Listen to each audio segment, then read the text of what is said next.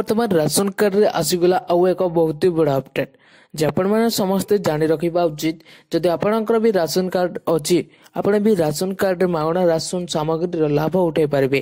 तो चाहतु कौन अच्छी अपडेट सर्वप्रथम जानिबा। तो जानिकी आज ये वीडियो रे पूरा इनफॉरमेशन मु आपको दबा को जुजी एवं जानिबा पय वीडियो टी पूरा शेष पर्यंत देखंतु। जय जगन्नाथ मु आकाश स्वागत करछि हमरा एक नवा वीडियो टी पसंद लागिले वीडियो को निहाती भाबे लाइक कर देबे एवं चैनल टी को नवा करि आस्तिले एबे ही चैनल को सब्सक्राइब करे पागर तेवा बेल आइकन टिपी और सिलेक्ट कर देबे।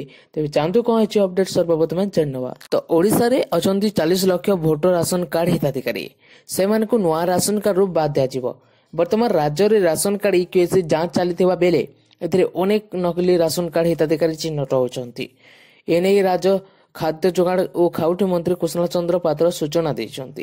तेबे राज्य रे नवा राशन कार्ड पई 10 लाख रु अधिक लोक आवेदन करछंती।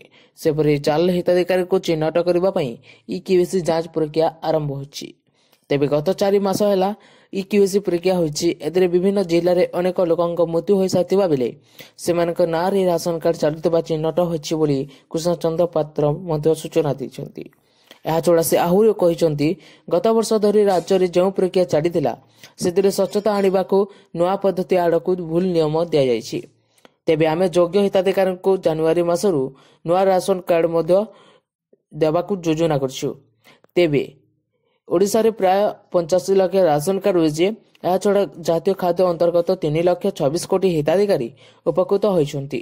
ଦୀର୍ଘ ବର୍ଷ ଧରି ଯାଞ୍ଚ ହେଉନଥିବାରୁ ଅନେକ କ୍ଷେତ୍ରରେ ମୃତ କାର୍ଯ୍ୟରେ ନାମର ମଧ୍ୟ ଖାଉଟି ସାମଗ୍ରୀ ବିକ୍ରି ହେଉଥିଲା ବୋଲି ମଧ୍ୟ ଘୋଷଣା ମିଳିଛି। ତେବେ ଏଥିରେ ରୋଗ ଲଗାଇବାକୁ ରାଜ୍ୟ ସରକାର ଏହି ଯୋଜନାରେ ପ୍ରତ୍ୟେକ ହିତାଧିକାରୀଙ୍କ ପାଇଁ ଇକ୍ୱେସି କରିବାର ବାଧ୍ୟତାମୂଳକ କରିଛନ୍ତି।